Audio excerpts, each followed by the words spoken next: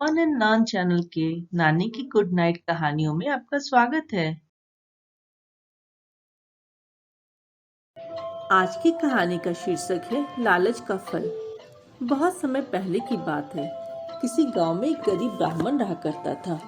बरसों गरीबी में दिन काटने के बाद और हर दिन पत्नी के तानों से तंग आकर एक दिन ब्राह्मण घर गांव छोड़कर जंगल की ओर निकल पड़ा।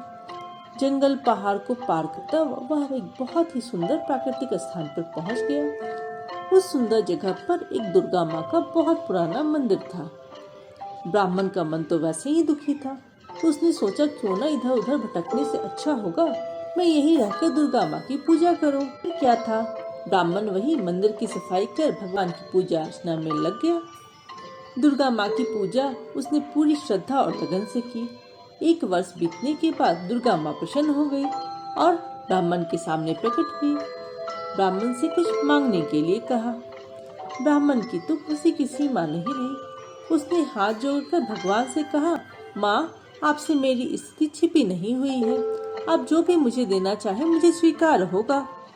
दुर्गा माँ ने खुश होकर उसे मिट्टी का एक बर्तन दिया और कहा, यह बर्तन तुम्हें कभी भूखा नहीं रहेगा। यह कहकर माँ अंतर्धान हो गई।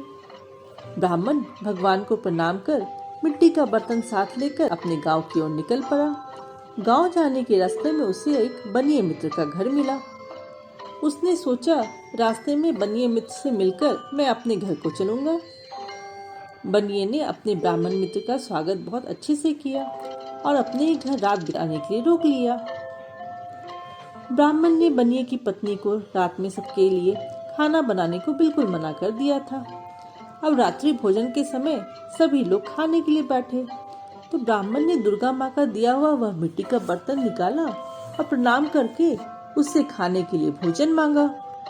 पलक झपकते ही कई प्रकार के स्वादिष्ट भोजन उनके सामने आ गए।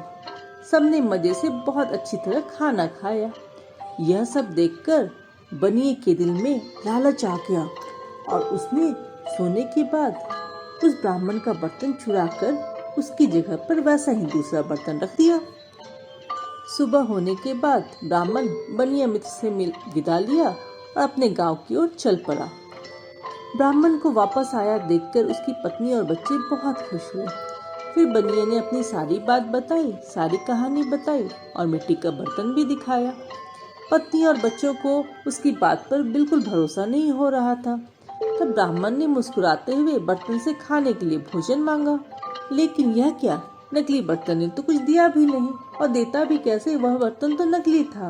असली बर्तन तो उस बनिए के पास था। अब पत्नी और बच्चों को विश्वास हो गया कि यह ब्राह्मण झूठी कहानी बता रहा था। वे ब्राह्मण को धिक्कारने लगे। दुखी होकर ब्राह्मण उसी वक्त दुर्गा माता के मंदिर के लिए वापस निकल पड़ा।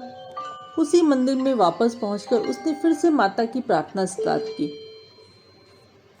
इस बार दुर्गा माता तुरंत प्रकट हो गई। ब्राह्मण ने बताया कि मिट्टी के बर्तन से तो भोजन निकल ही नहीं रहा है। भगवान को सब मालूम था। उन्हें पता था कि बनिए ने वह बर्तन बदल दिया था। इस बार उन्होंने फिर से एक दूसरा मिट्टी का बर्तन दिया और अंतर्धान हो गई। ब्राह्मण भगवान को प्रणाम कर फिर से घर की ओर निकल पड़ा। रास्ते में उसे फिर बनिए मित्र का घर पड़ा और इस बार फिर वह अपने मित्र से मिलने के लिए उसके घर चला गया। बनिए ने पिछली बार की तरह उसका बहुत अच्छे से स्वागत किया और रात में अपने साथ रुकने को कहा। रात में खाने के वक्त ब्राह्मण ने नए बर्तन को निकाला और भोजन की मांग की। लेकिन यह क्या, इस बार बर्तन से भोजन नहीं निकला। भोजन की जगह बर्तन से एक रस्सी और डंडा निकला। रस्सी से बनिए को बांध दिया और डंडे ने फिर बनिए की पिटाई शुरू कर दी। अब क्या था, अच्छी तरह पिटाई होने के बाद बनिए ने ब्राह्मण से काफी माफी मांगी और कहा कि पिछली बार मैंने तुम्हारा बर्तन चोरी कर दिया था और वह उससे डंडे को रोकने के लिए कह रहा था।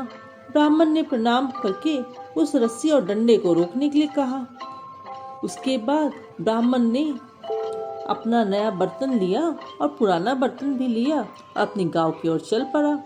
बनिए को अच्छी सबक मिल पड़ी थी क्योंकि डंडे और रस्सी ने उसकी बड़ी अच्छी तरह कुटाई की थी। तो बच्चों, आज की कहानी से हमें यह शिक्षा मिलती है कि लालच और चोरी का फल हमेशा बुरा होता है। इसलिए हमें न तो चोरी करनी चाहिए और न ही लालच करना चाहिए। तो बच्चों, मैं कल फिर मिलूंगी एक नई कहानी के साथ। तब तक गुड नाइट। आपको आज की कहानी तो बहुत पसंद आई होगी, तो फन एंड लर्न चैनल को लाइक, शेयर और सब्सक्राइब करना मत भूलना। हम कल फिर आएंगे एक नई कहानी के साथ। Good night.